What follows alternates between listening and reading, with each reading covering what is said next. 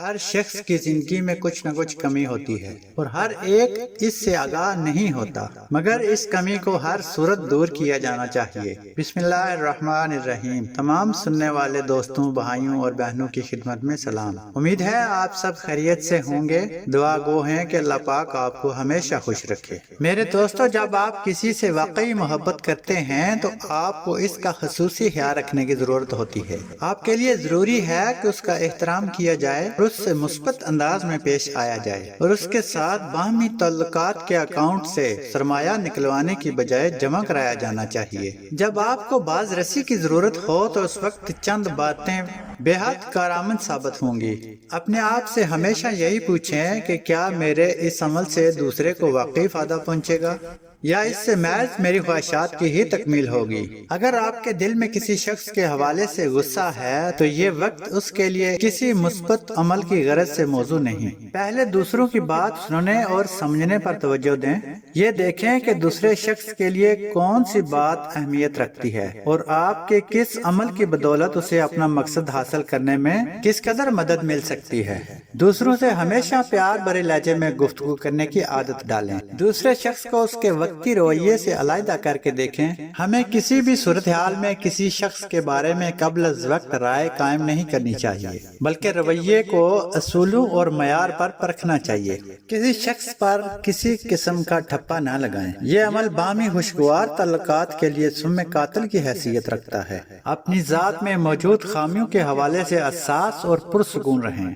جب تک لوگ اپنی خامیوں کو دور کرنے پر تیار نہ ہو جائیں، اس وقت تک انہیں اس سے آگاہ کرنا درست نہیں۔ ضمیر انسان کو خود سے آگاہ کر دیتا ہے۔ جب آپ کسی کے لیے کوئی کام کریں تو یاد رکھیں کہ آپ اسے دنیا کے اس رویے سے آشنا کرا رہے ہیں جو آپ کو نظر آتا ہے۔ لہذا میں کا استعمال کیجئے، یعنی میں یہ سمجھتا ہوں، یا میرے خیال میں تو ایسا ہونا چاہیے، یا میرا مشاہدہ یہ ہے، وغیرہ وغیرہ۔ جب آپ دوسرے کو ہدایات دینا شروع کر دیں گے تو یہ بات آپ کی خود غرضی پر دلالت کرے گی اور اس سے باہمی تعلقات کا اکاؤنٹ کمزور پڑ جائے گا۔ جب کسی کے بارے میں غلط رائے قائم کر لی جائے، اس پر کوئی لیبل لگا دیا جائے یا اس سے مخصوص طرز عمل کا مظاہرہ کیا جائے تو اس کا غصے میں آنا فطری امر ہوگا۔ معروف ماہر نفسیات کارل راجر لکھتا ہے، جب لوگ اپنے اندرونی محسوسات سے آگاہ نہیں ہوتے تو گویا وہ اندر سے بے محل ہوتے ہیں۔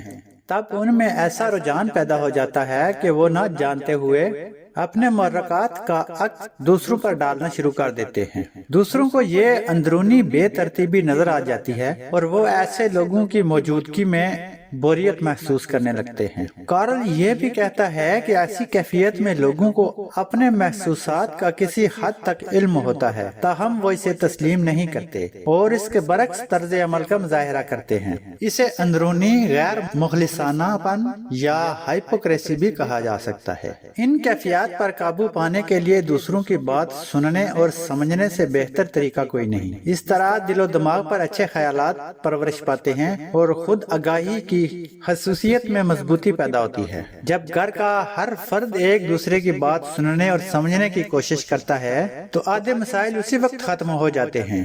جب کسی شخص کو یہ یقین ہو جائے کہ دوسروں نے اس کی بات یا موقف اچھی طرح جان لیا ہے تو اسے معاملے کے بہتر حل کی امید ہوتی ہے، اور بات سننے والے افراد بھی حقیقت کی تہ تک پہنچ جاتے ہیں۔ اور جب معاملہ بچوں کا آ جائے تو بچوں کی عمر اور ذہنی لیول کو سامنے رکھتے ہوئے اندازہ لگایا جائے کہ وہ دنیا کو کس انداز سے دیکھتے ہیں۔ بچوں کی نشوونما عالمگیر اصولوں کے تحت ہوتی ہے۔ بچہ پہلے پہلو بدلنا، پھر رینگنا، چلنا اور آخر میں دوڑنا سیکھتا ہے۔ ہر معاملہ اہم ہے، کسی کو چھوڑا نہیں جا سکتا۔ جس طرح جسمانی حوالے سے یہ باتیں اہم ہیں، بالکل یہی معاملہ جذبات اور انسانی تعلقات کا ہے۔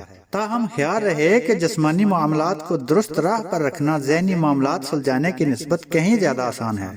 بچوں کی تربیت کے دوران صرف ان کے جسم کا خیال رکھنا اہم نہیں، بلکہ ذہن، جذبات اور روح کی نشوونما پر دھیان دینا بھی اسی قدر اہمیت کا حامل ہے۔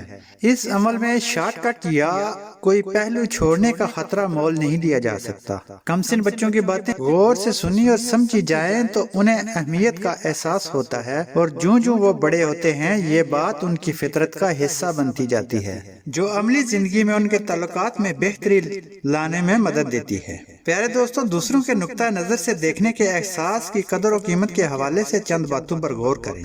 باہم مل کر بحث کریں کہ گھر کے ہر فرد کی بات غور سے سننا اور سمجھنا کس قدر ضروری ہے۔ ہم اپنے اہل خانہ کو کس طرح زیادہ بہتر انداز میں جان سکتے ہیں؟ کیا ہم ان کے مسائل، ضروریات اور زندگی کے بارے میں خیالات، توقعات اور امیدوں سے آگاہ ہیں؟ اہل خانہ سے پوچھیں کہ کیا ہمیں اپنے گھر میں ایک دوسرے کو نہ سمجھنے کے نتائج جیسے تناؤ، غیر واضح توقعات، رائے زنی، الزام تراشی، بدتمیزی، کمزور تعلقات، اداسی، تنہائی یا چیخنا چلانا دکھائی دیتے ہیں؟ باہم بحث کیجئے کہ ہر شخص ایک دوسرے کی بات سننے کے لیے کیا کر سکتا ہے۔ اہل خانہ میں باہمی قریبی رابطے کے لیے کوئی رائے دیجئے۔ باہم مل کر ایک دوسرے کو سمجھنے کی مشق کیجئے۔ افراد خانہ کے ساتھ مل کر غور کیجئے کہ اپنی بات منوانے سے پہلے دوسرے کی بات اچھی طرح سمجھنا کیوں ضروری ہے۔ بچوں کو کوئی ایسا واقعہ سنانے کی ترغیب دیں جب انہیں ایسا ہی تجربہ ہوا ہو۔ اینکوں کے چند جوڑے لیں اور ہر بچے کو ہر اینک سے ایک ہی چیز دیکھنے کو کہیں۔ بچوں کو ان اینکوں سے ہر چیز گہری، ہلکی، نیلی، پیلی، واضح یا دھندلی دکھائی دے گی۔ پھر بچوں کو سمجھائیں کہ عملی زندگی میں بھی اسی طرح ہر ایک مختلف معاملات کو اپنے انداز سے دیکھتا ہے، اسی لیے اسے دوسرے سے مختلف منظر نظر آتا ہے۔ خاندان کے کسی بزرگ کے پاس جائیں اور انہیں بچوں کو اپنے ماضی کا کوئی واقعہ سنانے کو کہیں۔ اپنے گھر میں ایسے افراد کو مدعو کریں جنہیں کوئی دلچسپ تجربہ ہو چکا ہو۔ بچوں کو بتائیں کہ دوسرے کی باتیں سننے سے کس قدر علم حاصل ہوتا ہے۔ بچوں کی باتیں غور سے سنیں اور انہیں بتائیں کہ صرف کانوں سے سننا کافی نہیں، بلکہ حقیقی سماعت آنکھوں، دل اور دماغ کے راستے ہوتی ہے۔ ناظرین محترم، امید کرتے ہیں یہ ویڈیو آپ کو اچھی لگی ہوگی۔ ویڈیو لائک کر دیں اور اپنے پیاروں کے ساتھ شیئر کر دیں۔ چینل سبسکرائب کر لیں تاکہ ہم بار بار ملتے رہیں اور ایک دوسرے کے مسائل کو سمجھنے اور ان کو حل کرنے میں ایک دوسرے کا ساتھ دے سکیں۔ ملتے ہیں ایک اور اچھی اور معلوماتی ویڈیو کے ساتھ، تب تک کے لیے اجازت دیجیے۔ اللہ نگہبان۔